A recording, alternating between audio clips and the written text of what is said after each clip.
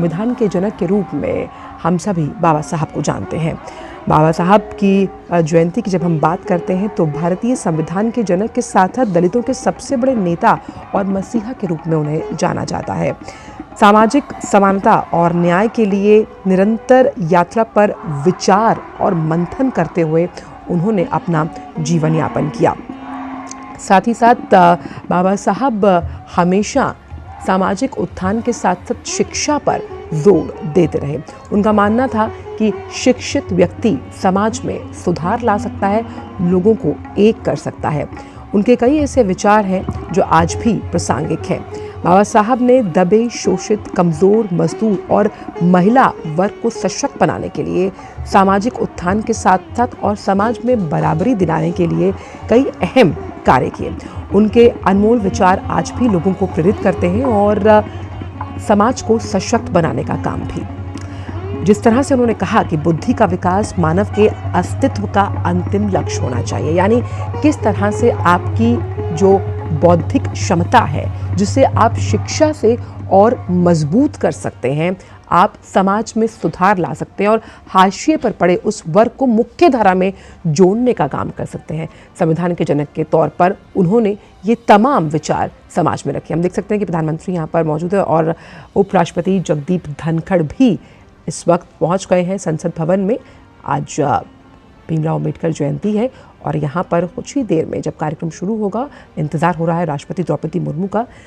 तो जिस तरह से भीमराव अम्बेडकर ने साफ तौर पर शिक्षा को बहुत महत्व दिया, उन्होंने कानून और व्यवस्था पर भी पुरजोर बात करते हुए अपने विचार रखते समय ये कहा कि किस तरह से आपकी जब कानूनी व्यवस्था सुदृढ़ होती है तो समाज में कई सकारात्मक बदलाव आते हैं। इसीलिए उन्होंने कहा कि इतिहास बनाने के लिए हमें इस तरह के काम करने चाहिए जो इतिहास हमें याद रखे। हमारे साथ विकास सारथी जुड़ गए।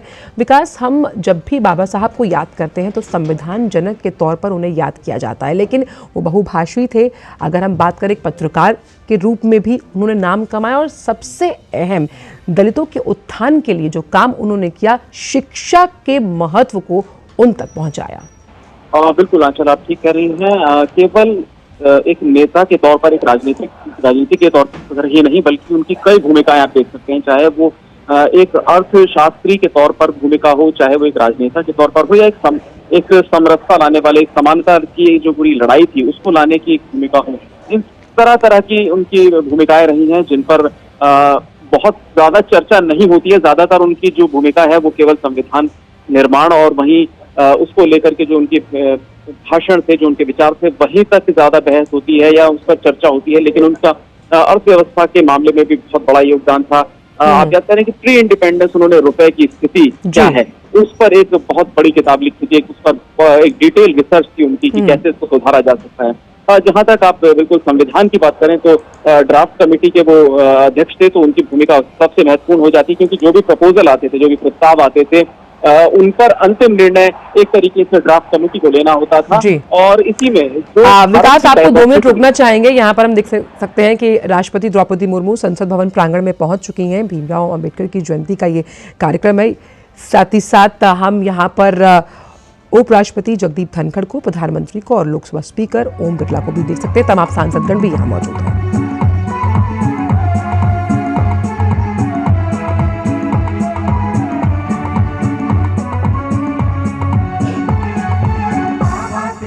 गुल